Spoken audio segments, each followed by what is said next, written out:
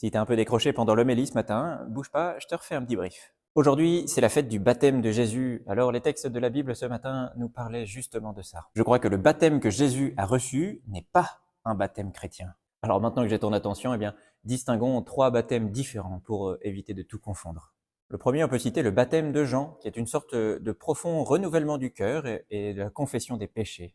Le deuxième, on peut citer le baptême de Jean reçu par Jésus. Alors là, il n'y a ni péché à confesser, ni cœur à renouveler, c'est Jésus. Mais à travers ce geste, Jésus nous montre que par un rituel et une pureté de cœur, eh bien, on peut recevoir dans notre humanité une force particulière de Dieu, celle de l'Esprit Saint. Et le troisième, donc le baptême chrétien, celui qu'on connaît, sur la demande même de Jésus à la fin des évangiles, on reprend le rite et la démarche de conversion intérieure, on l'associe à la mort et à la puissance de la résurrection du Christ. Alors on peut être sûr que le ciel est ouvert au-dessus de nous et que Dieu nous donne la puissance de l'Esprit Saint. Le baptême chrétien nous offre une ligne directe vers le cœur du Père, grâce à l'Esprit Saint qui est en nous.